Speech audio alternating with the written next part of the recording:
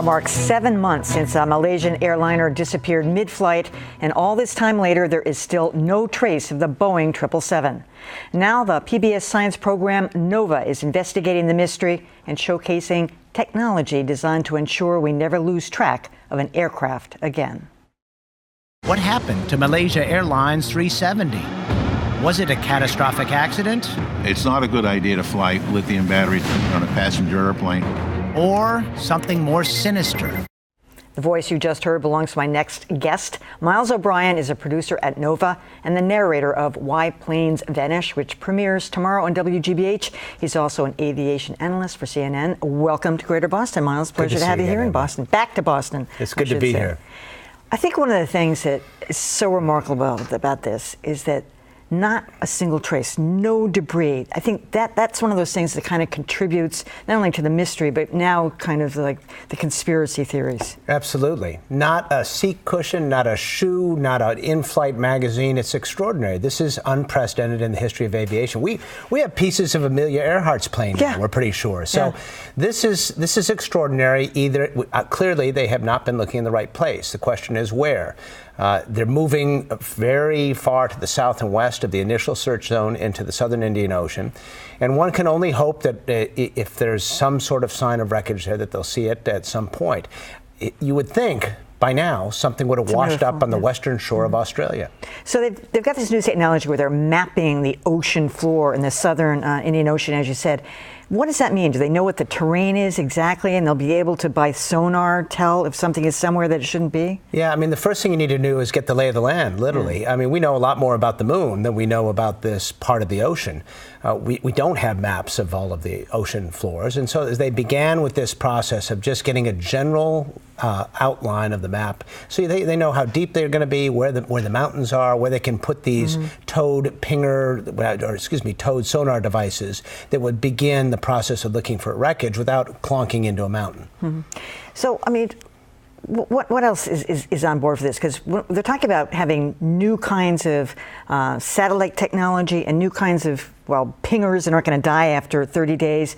What can be done so this doesn't happen again, so you can actually trace something, even if it is miles down under the ocean? Well, you know, the saddest part about all that we're going to be talking right now is all this technology is on the shelf, and we just haven't implemented it because, frankly, regulatory agencies haven't taken the initiative, and airlines don't want to pay for it if they don't have to.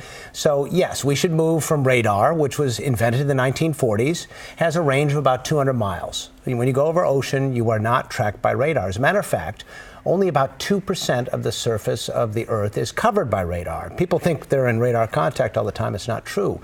We have satellite systems now, GPS, which allows you to know where you are at any given point of the planet, any time, and there are ways that planes can communicate that information back and tell the world where they are. It's not a difficult thing to establish this and make this the norm. It's part of a process that the FAA is underway now in updating and upgrading its air traffic control system, but they've been frankly very slow to do it. It's about time we got this thing implemented so that we know where planes are.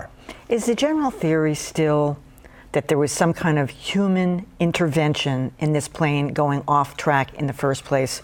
Or is there the theory that something happened and everybody became unconscious and it went off by its own? Well, I don't think we can take anything off the table yet, believe it or not. 7 months later, there's nothing that's been eliminated. There is a possibility of some sort of strange circumstances that could have created a mechanical failure or a fire which could have led to this, but it's very difficult to come up with any scenario that doesn't involve a human hand somewhere along the way, a deliberate act. What is most telling is the route. After it disappears from radar, after the transponder goes silent, which enhances its radar image, after the radios go silent, it takes a U-turn, flies across the Malaysian peninsula, then takes a right turn in between Indonesia and Malaysia, and then off into radar oblivion.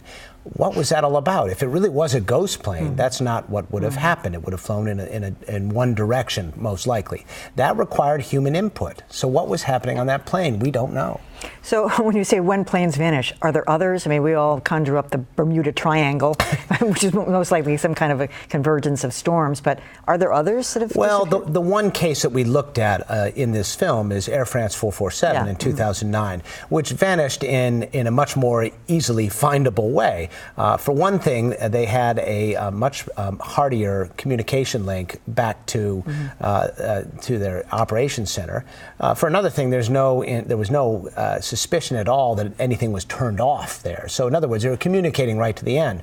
But there was a period of time where we didn't really know where that aircraft was, and then we started seeing some wreckage. And then a couple of years later, they found the wreckage at the bottom of the ocean. But they found wreckage within weeks afterwards, yes. So they knew that plane had gone down. Yeah, and interestingly, and this is worth remembering as we think about MH370, they picked up about 3,000 floating pieces of debris from that aircraft crash. And the fact that we haven't seen a single thing in the case of MH370 is extraordinary. Now, is it so far to the south that it hasn't washed up on anybody's beach? I don't know.